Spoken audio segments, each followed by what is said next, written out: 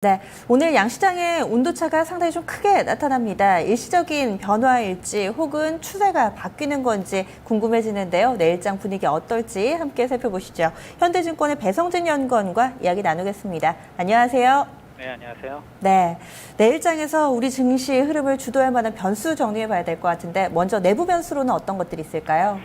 네, 내일 국내 경제 지표 측면에서는 살펴볼 변수는 없겠습니다. 그래서 증시 흐름이 계속적으로 중요하다 볼 수 있겠는데요.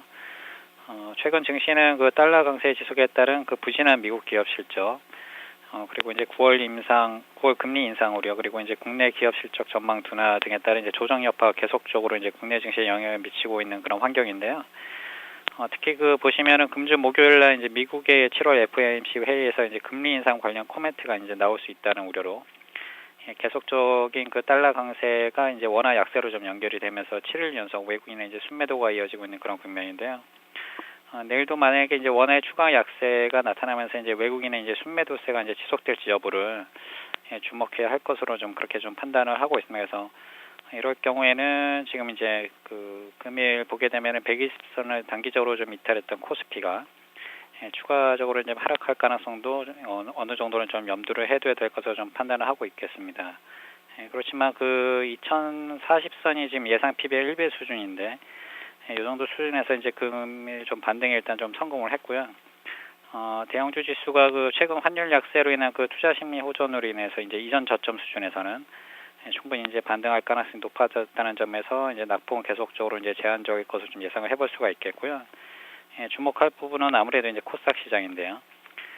금일 상대적으로 좀 낙폭이 확대된 코스닥 시장의 경우는 21선인 760선에서의 지지 여부가 사실은 좀 중요한데 지금 오늘 지지선은 좀 이탈을 했기 때문에 추가적인 하락이 이어질 경우에는 이제 61선까지 가능성도 좀 연두를 해봐야 될 것으로 좀 판단을 해보고 있습니다. 지금 외국인 수급에 대해서 좀 언급을 해주셨는데요. 보면은 거래소는 상당히 좀 제한적으로 팔고 있는데 매도 물량이 코스닥 쪽으로 상당히 좀 집중되고요. 반면에 선물 쪽에선 강하게 매수가 들어옵니다. 이 외국인 수급 현재 어떻게 좀 파악을 해봐야 될까요?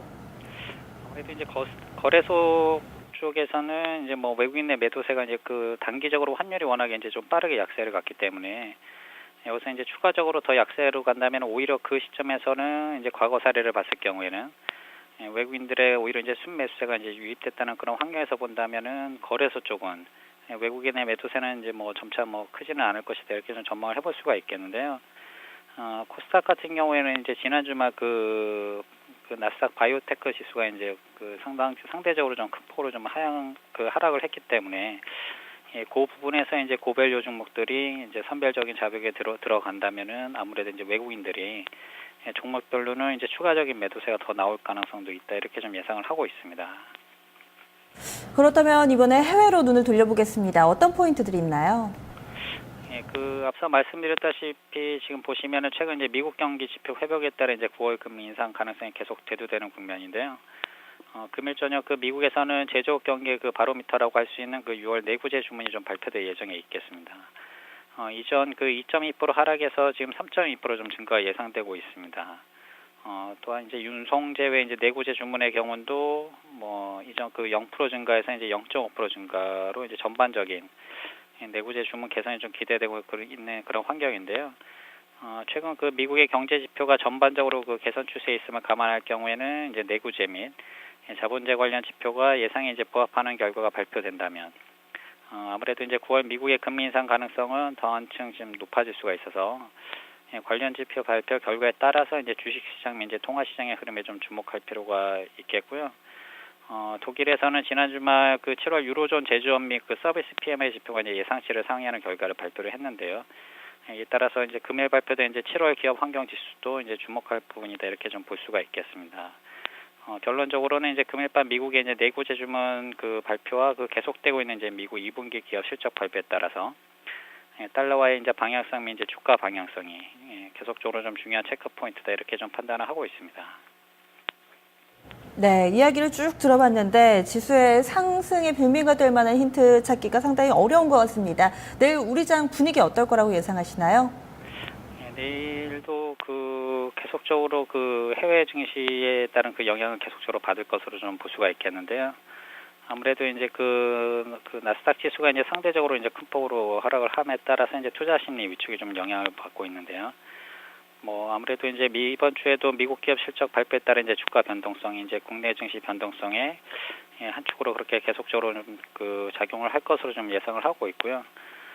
특히 또 보시면 이제 미국도 최근 기업 실적 발표 자체보다는 아무래도 이제 실적이 좋게 나왔는데도 이제 주가가 하락하는 이제 종목들이 많기 때문에요. 향후 전망에 대한 이제 가이던스가 이제 중요한 변수로 좀 작용을 하고 있기 때문에 성장 관련 그 고밸류 종목들이 많은 코스닥 시장이 상대적으로 이제 더 높은 영향권에 이제 들 것을 좀 전망을 해볼 수가 있겠고요. 따라서 이제 보시면은 코스피가 이제 금일 조정을 좀 이어갔지만 상대적으로 그 낙폭은 심하지 않고 있기 때문에 특히 이제 환율 상승에 따른 그 대형주들의 선전이 좀 두드러지고 있기 때문에 보시면은 당분간 이제 미국 금리 인상 이슈가 좀 지속될 것을 좀 감안을 한다면은 최근 조정에서 좀 반등세를 이어가고 있는 이제 대형주들에 대한 관심이 좀 지속될 것을 좀 예상을 해볼 수가 있겠고요. 그 가운데서도 보시면 이제 현대차가 이제 중간 배당을 좀 실시를 하면서 최근 원화 약세와 더불어서 이제 배당 성향 증가에 대한 이제 기대감이 계속적으로 높아지고 있기 때문에 자동차 관련 주들에 대한 이제 추가 상승이 조금 가능할 것으로 좀 전망이 되고 있어서 관련 주들에 대한 관심을 좀 유지하는 전략이 바람직하겠다 이렇게 좀 예상을 하고 있습니다. 오늘 말씀 고맙습니다. 예, 감사합니다. 네, 본격적으로 원달러 환율 상승 그 영향권 내에 들어와 있습니다. 유가증권 시장은 그래도 수출주가 좀 대안이 되고 있는데 단계 좀 많이 올랐던 코스닥 쪽은 좀 매도 흐름, 이 외국인의 매도 공세를 당해내지 못하고 있는데요. 현재 상황도 마찬가지입니다. 양시장 모두 다 마이너스권, 점차 낙폭 깊어지고 있는 동시효과 구간입니다. 잠시 후 2부에서 조금 더 자세하게 짚어드리겠습니다.